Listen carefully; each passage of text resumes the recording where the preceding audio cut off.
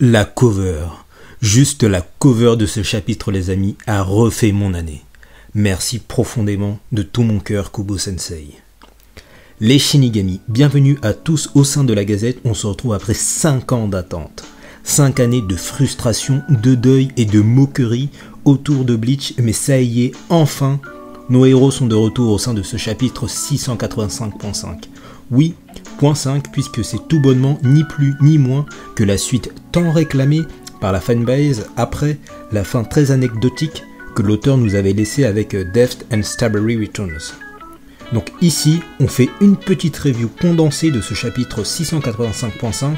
Pourquoi il y a de nouveaux vice-capitaines? Va-t-on voir à l'œuvre les enfants d'Ichigo et Renji? Aizen est-il mort? Un nouvel arc annoncé? Reverra-t-on les espadas Ginnishimaru, les traits sanguinaires? Bref, nous allons répondre à toutes ces questions dans la vidéo qui parviendra la semaine prochaine, d'ici une semaine ou deux grand max, histoire de bien traiter tous ces sujets.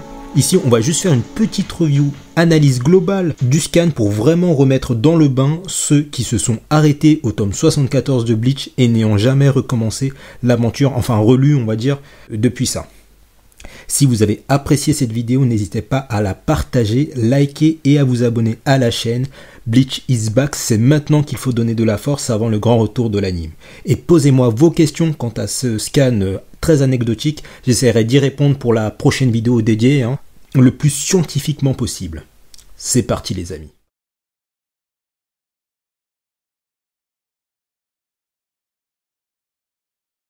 Donc pour ceux vraiment qui ont déserté Bleach et qui n'ont jamais remis le nez dedans, il y a eu en gros la guerre Quincy, Ichigo s'allie avec plusieurs personnages dont Aizen pour vaincre le roi des Quincy, Yuabach. 6 mois après, l'arc Kenfanu Onworld où Isagi est le personnage principal et on apprend des faits très intéressants sur la création des familles nobles, de Soul Society, le roi des esprits, etc. La mort de Tozen, bref.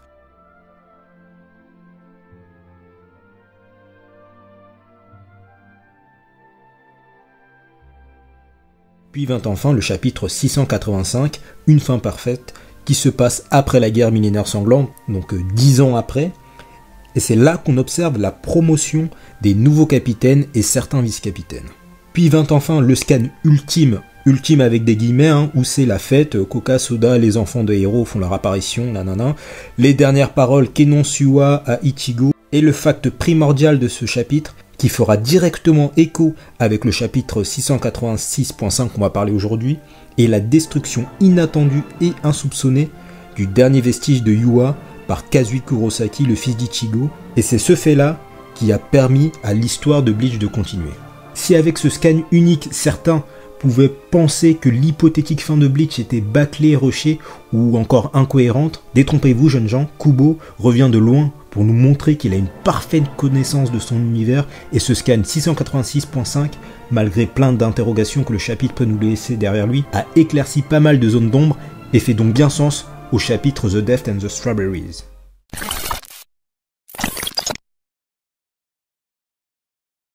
Donc Kazui a l'étrange capacité d'ouvrir des portails liant directement le monde des enfers à celui des humains. Il devait être habitué à faire cet étrange rituel auparavant, mais le fait de l'avoir fait avec la disparition de Yua, c'est ici que les problèmes commencent.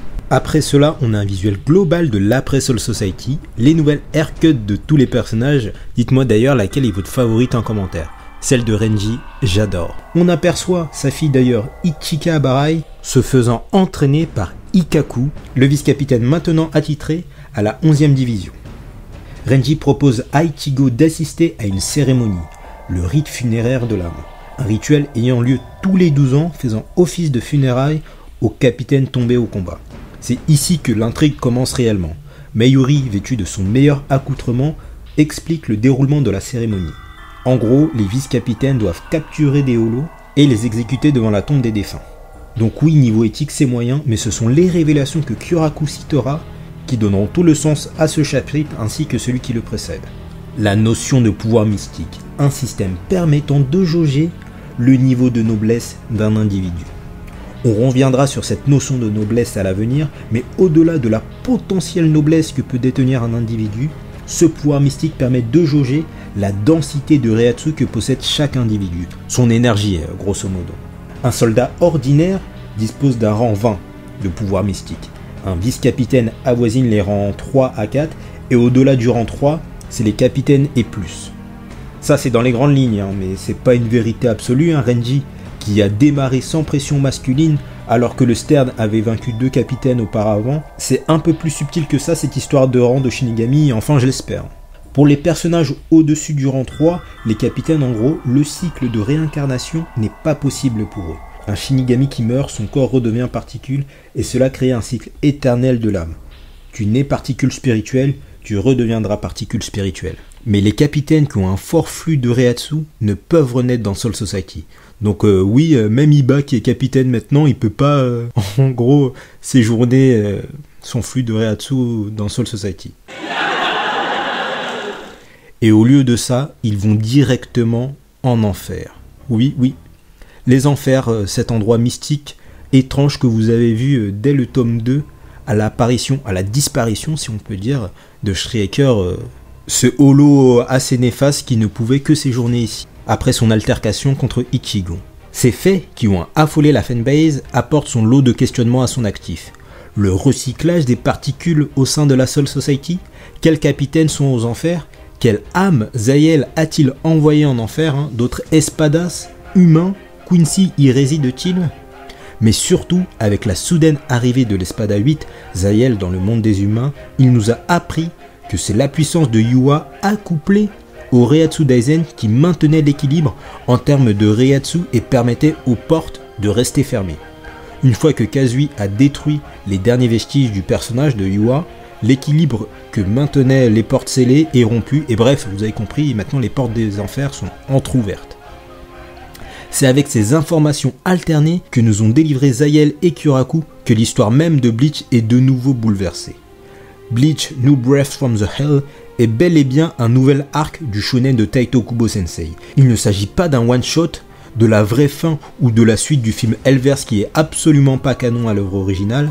Énormément de questions doivent vous trotter le cerveau. Je vous assure, on est tous dans le même bateau, mais pour aujourd'hui, le petit récapitulatif est fini. C'était vraiment pour remettre dans le contexte ceux qui avaient un petit peu déserté Bleach depuis le temps. Pourquoi Ukitake a-t-il planté Zahel à Poro? Reverra-t-on Aizen, Gin, Tozen, les espadas? Les enfants seront-ils en première ligne? Les familles nobles? Qui dirigent les enfers? Posez-moi toutes vos questions dans l'espace commentaire, j'essaierai au maximum d'y répondre dans la vidéo dédiée qui paraîtra d'ici d'ici 2 semaines on va dire plutôt. Mais pour aujourd'hui ça sera tout. On traitera des nouveaux personnages apparus dans ce chapitre de manière chill, les nouveaux vice-capitaines, les changements de grade de certains personnages et un peu des enfants d'ici la semaine prochaine. J'espère que cette courte vidéo vous aura plu et vous aura aidé à clarifier la situation. N'hésitez pas à me rejoindre sur les réseaux sociaux si vous voulez débattre, échanger avec moi sur Instagram et Twitter. J'espère également que ce petit chapitre, après 5 années d'attente, vous aura plu. Le 6 août 2021, cette date restera à jamais marquée dans ma mémoire et dans mon cœur. Et aussi, je n'ai pas parlé, mais le design est bien sûr monstrueux. Le design de Zahel avec les cornes de bouc, on en traitera plus en détail dans les prochaines vidéos, mais Kubo, c'est bon, il est venu de très loin, il est foreshadowing avec les papillons des enfers, Yamamoto qui détient la porte des enfers, des gens qui disent que Bleach c'est écrit comme ça dans le vent, ils ont jamais compris l'œuvre, enfin bref. Sur ce, merci à tous d'être restés jusqu'ici, je vous dis à très bientôt pour parler des vice-capitaines, celui de la 7ème division, c'est mon gars sûr, vous avez compris. Sur ce, je vous dis à très bientôt sur la Gazette, Tojite.